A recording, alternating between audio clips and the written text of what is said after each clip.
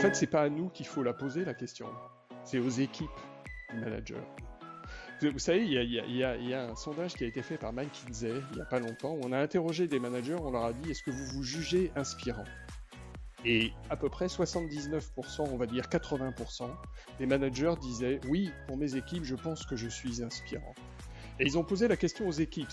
Et les équipes, dans 80% des cas, disaient que leur manager n'était pas inspirant. Notre objectif à nous, c'est d'essayer de faire changer ce curseur.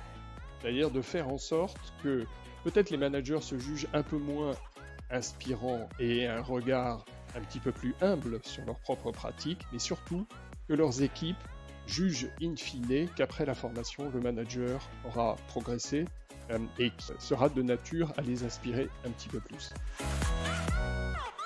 Je suis Lard Boucaillère, directeur de l'Executive Education. Donc, je suis Nicolas Lemoine. Comme l'a dit Lardy, j'enseigne dans des grandes écoles et aussi directement en entreprise. Je suis Laurent Camus, je suis ingénieur de formation et j'interviens dans des business schools, donc notamment HEC, l'IMTBS ou les AD en Espagne, et puis pour de grandes entreprises, Air France KLM, SUI Batignolles, le CEA. Nous avons été animés par l'objectif d'identifier les points forts d'une organisation, publique et privée, de discuter et d'identifier les modes de management appropriés, d'être capable de travailler la dimension de la communication auprès des équipes sur les enjeux des transformations en cours, d'être capable d'accompagner les apprenants pour construire des plans de développement et de motiver les équipes. Nous avons considéré qu'il fallait partir sur un panel assez large quand on s'adresse à des managers qui soient en management hiérarchique ou manager transversal. La capacité à contribuer à la transformation en contexte professionnel, la capacité à développer une culture managériale et organisationnelle, et enfin, accompagner les comportements et les postures au travail. Un module centré sur moi manager, un module centré sur le moi et mon équipe, enfin, un module sur moi, mon équipe et mon environnement, avec comme prérequis une expérience professionnelle de plus de 3 ans, au minimum 3 ans.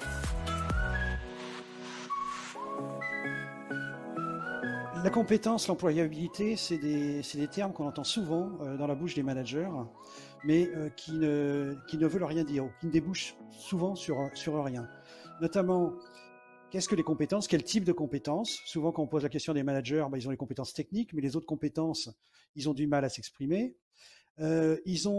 Ils ne savent pas comment développer leurs compétences et leur employabilité, pardon. Et puis, ils ignorent comment développer les compétences de leurs collaborateurs aussi. Donc, c'est tout ça qu'on va essayer de voir dans cette première journée, pour qu'ils sachent bien, qu'ils se reconnaissent bien, qu'ils reconnaissent leurs compétences, qu'ils sachent quelles compétences ils peuvent appliquer, lesquelles utiliser, lesquelles développer, et surtout qu'ils mettent un mot, quelque chose derrière ce nom de compétences.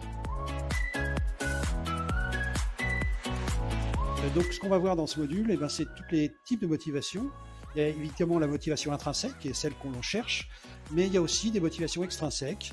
Il faut savoir qu'il y a des motivations externes, il y a des motivations introjectées, il y a des motivations identifiées. Donc, c'est ça qu'on va regarder. On va regarder le rapport au travail aussi, l'engagement et puis les leviers de l'engagement. Tout ça dans un contexte où on a des évolutions du pouvoir et des salariés aujourd'hui. Des applications concrètes, évidemment, avec des réunions, délégations, responsabilisation, qu'est-ce que ça veut dire? Et puis un business case très motivant, qui est basé sur une expérience que j'ai eue, très difficile, une équipe complètement démotivée à une semaine de rendre quelque chose, démotivée, fatiguée. Comment on remotive une équipe et comment on l'engage vers le succès. Lorsqu'on est un manager avec une expertise, une des difficultés, c'est d'être en mesure de communiquer son savoir. Donc effectivement, c'est une chose que j'ai constatée chez beaucoup de techniciens, qui soient ingénieurs, des spécialistes de finance, etc., c'est qu'ils ne savent pas s'adapter à leur auditoire.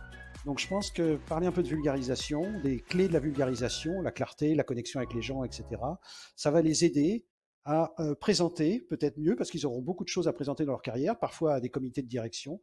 Et s'ils veulent être clairs, il faut qu'ils sachent se mettre au niveau de leur auditoire. Tout d'abord, c'est un programme qui est tourné vers la pratique. C'est-à-dire qu'on va beaucoup travailler sur des cas, on va s'orienter vers la vraie vie. Je peux vous faire une confession, j'ai fait dans ma carrière énormément d'erreurs de management.